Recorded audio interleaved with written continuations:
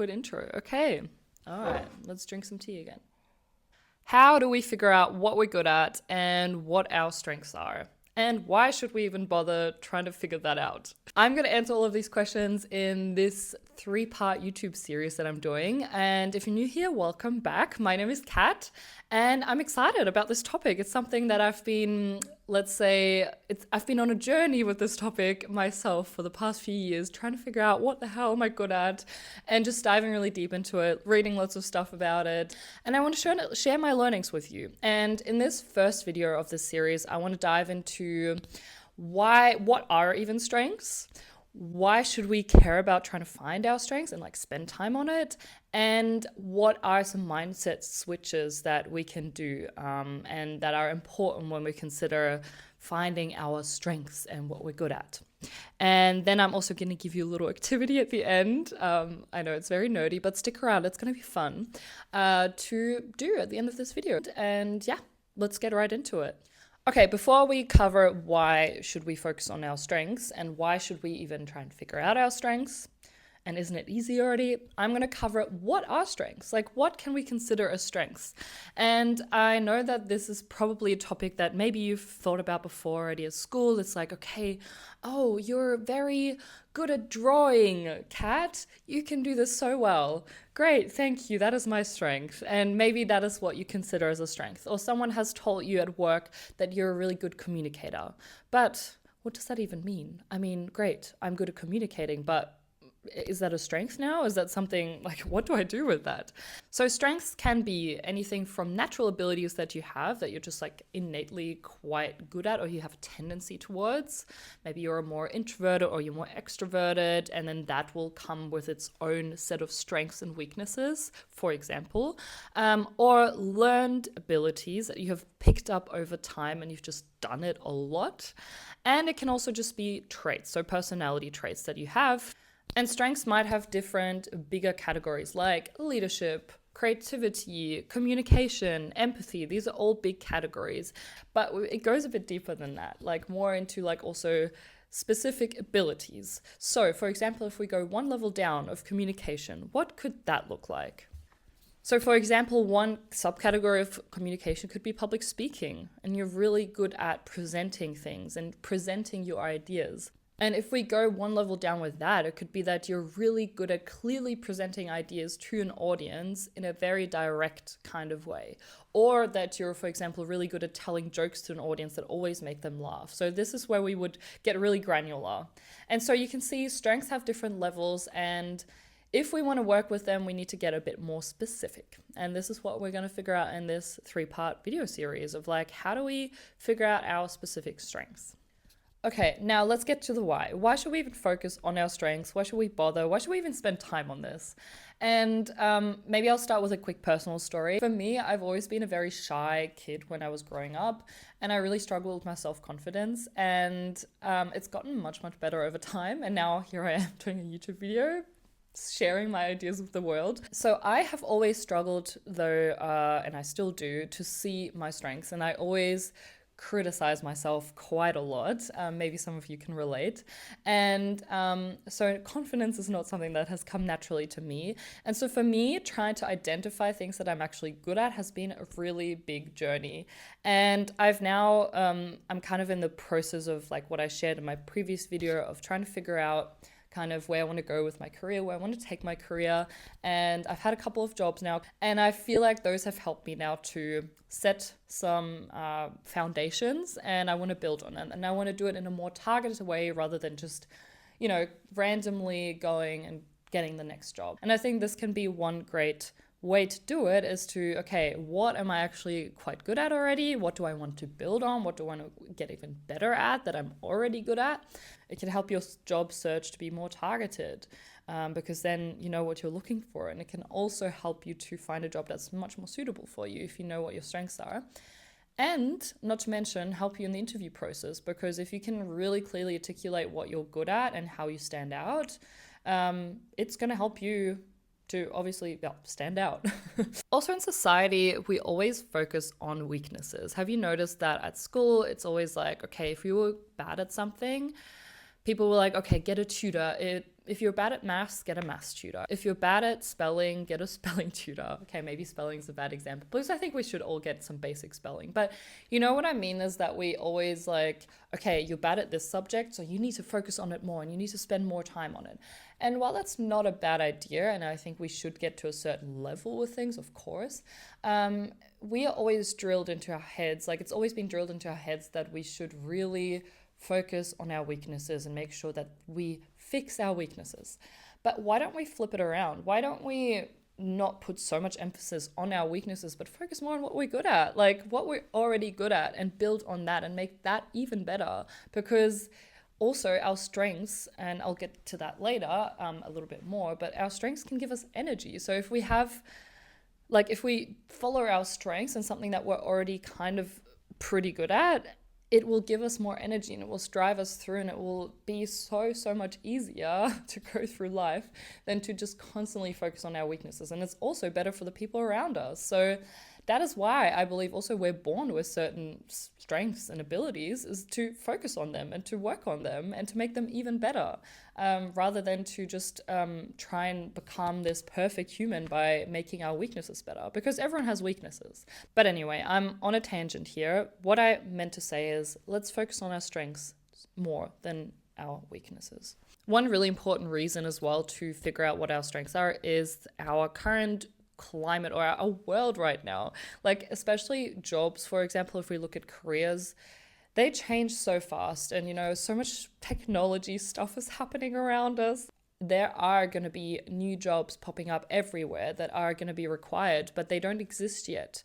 But the jobs in the future will need certain skills that you can pick up now. And if you're already if you're aware of what your strengths are and what you're good at, it's easier then in the future that, you know, if something, maybe your job that you're currently doing goes away for whatever reason, it's more likely that you will be able to switch to another job because you already know, oh, okay, I'm good at this. Maybe I can also go and do this because these skills are similar. And I think it's really good just to be quite aware of like what you can do, so you're more kind of resilient for the future. It sounds very cheesy, but I think it's a good skill to have. And last but not least, long-term happiness. Honestly, if we constantly fight against our weaknesses, it's just going to burn us out. It's going to make us tired. It's going to make us frustrated all of the time. And if we find something that we're like in a flow of, and something that we're just good at, several things, it can just make us a more happier, fulfilled human, and also a more confident human. There are so many personality tests and strength finding tests out there right now, and of course you can do all of them and then try to decipher them and try and figure out, okay, what can I do with this information? How can I apply this to my life and my job?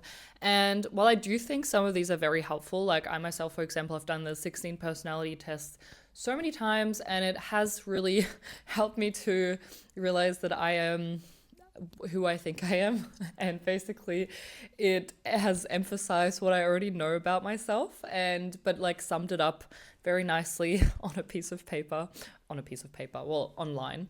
But so I do think some of these are very helpful, but at the same time they're also not very personalized, so they don't really consider your past, your future, your goals, your life circumstances right now, your like just everything. And so it can be very tough to take this and really apply it to your life. And this is what I want to do a little bit more in this video series, is to really take this a step further and figure out, okay, how can we take the things that we've learned in these tests, but also the other things, like other questions that we ask ourselves, to then identify our strengths. So I do recommend, if you want to spend the time on it, to do some of these tests. Most of them are free. Just to complete a couple, I'll link them in the description box below. Maybe you've already done them and maybe you can retake them, like if you haven't done it in a while, and just to see like how you might have changed or if you've changed. And it can be really fun to do those, doing like a little quiz about yourself, and take that as like a foundation to then take this whole thing a little bit further as we go on. Now, I do want to talk about a mindset switch that I've made recently regarding strengths, or several mindset switches, I would say. And one of them is that finding your strengths is a long-term process, and it's not just something that you do once and then you figure out what you're good at and then you just roll with it and you're like, okay, great, I know what I'm good at now. I don't need to like spend any more time on this. And that is all good and great, but I think finding your strengths and then building on them is like the key word. Is it's all about, identifying some areas that you're already good at or pretty good at, and then you can build on them and make them even better, or you discover other areas of strengths that you don't even know you have yet. But that's a process, and that doesn't just happen overnight. And it is a process as you go on, like in your life and in your career. Like, for example, if you just finished school or like high school, you probably don't really know what you're good at yet. And maybe also you don't know what you're bad at. And that is what experimentation is all about. And that is like a key word in all of this, is experimentation is the key. Trying shit out and then building on that. And that is something that also has given me some peace of mind, is like, okay, if I don't know what I'm good at now, I mean, I know some things, but if I don't know all of this in detail yet, it's fine, because I'm still learning, I'm still young, and I'm like, it's a whole journey. And even if I'm 65, I might discover some things about myself that I haven't really known before, or hadn't really known about before. Now we get to the last section of this first video, and that is the other mindset switch that I've made. Is to view strengths as energy. What do I mean by that? So I recently listened to a talk a couple of weeks ago. It was by this guy called Graham Weaver, and he does these talks at, I believe it's Stanford University. I believe so. I hope I didn't say anything wrong, but I will also link it in the description. And he talks about a couple of things, but one of the things he mentioned is that we should view our strengths as energy, and we should follow what gives us energy. Because the traditional advice about, follow your passion, follow what you're good at, you might have heard of this before, and it just implies that, like, passion, follow your passion, for example, it implies that you have one singular passion and you're going to do this for your whole life. And it implies that you have one passion only. But that is obviously bullshit, because we all have several interests and things that we're interested in. It's not just one singular thing. And it is also like, passion is such a strong word. It's like, I don't know, what's my passion? I don't know. It's like strengths as well. Like, I don't know what my strengths are. Whereas energy, so strengths is also something that's about, like, for me, the word strengths is like creates pressure too, because it's like about performing in the world and contributing and creating stuff, and about like, how can you achieve something and how can you perform? Whereas energy is more about, how do you feel? Like, how do you actually feel as a human while you do that thing? And that is much more powerful, because in the end, we are built on energy. Like, our body is built on energy, and that's all we have, in our day. We have a limited amount of energy, and if we spend all of this energy on something that just drains it more and faster, then obviously we're going to not be able to do as much, or we're not even going to be able to, like, it's just not going to be fun. It's going to be exhausting. But if we look at energy as okay, let's follow the things that maybe even give us energy, or like at least depletes our energy levels much slower, then now we're talking. Now we can work with that. And it's also much more fun to do that. And it's going to be much better even for the people around us if we do something that gives us energy, because also our moods are going to be better. We're going to be able to perform things better, and it's just going to be all around better. And so now we are at the end of the video, which is where I'm going to give you a little task if you want to do it. I'm not your teacher, so obviously this is not homework, but if you want to, I really highly encourage you to do this, because I did it myself and I think it's quite helpful. And that is to think about the things that give you energy. So as you go through your day, it can be your work day, but also your private life. You could maybe even split it up into categories if you like, if you want to go the extra mile. And you can really write down, like, take note of your day as you go, maybe over the next week or so, because this is a while. It takes time. It's a process to think about the things that actually give you energy. So what are the things that you like to do that are not like a big deal for you, that you just do because you're like, well, yeah, sure, like I'll do that.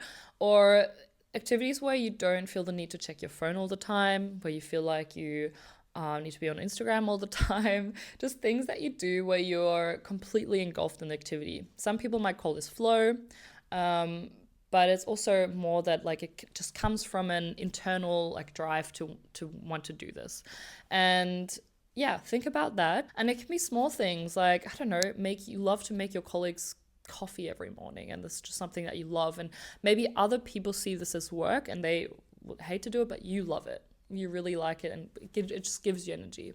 And it doesn't have to be like passion, like, oh, I'm so passionate about this. It's just more like, this gives me some energy, this doesn't completely drain me. And it doesn't have to make sense to you now, because we're gonna take these apart in another video a bit more, and we're gonna do more stuff with this in the next video. Okay, and before we wrap up this video, I just want to say you are amazing as you are.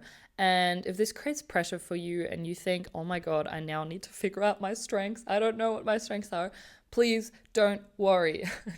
I don't want you to stress watching this video. And just think of it as a long-term process, and it's something that you do step by step by step. And also, you don't need to force yourself to find your strengths. And just being aware about it already helps, and then just like step by step uncovering it. But it also is not something that you have to do in like a week or 3 or 4 or 5. It's something that is a lifelong process. And yeah, I just wanted to clarify that. And also, you're amazing as you are. You do have strengths, even if you don't know them already, or you only know them vaguely. But you have strengths. Trust me, everyone does. So I just wanted to say that, because I know that I really struggle with that too sometimes. I'm like, what am I good at? I don't know. And of course, everyone is good at something. Like, really, really. So keep it in mind. And yeah, I think that's it for this video. I hope you enjoyed. I hope you got something out of it. And I will see you in the next part of this video series. And we're going to cover a few more methods to figure out what your strengths are, including experimentation and reflections, and we'll get there. We'll get there. Okay, anyway, have a good day. I will see you soon, and bye.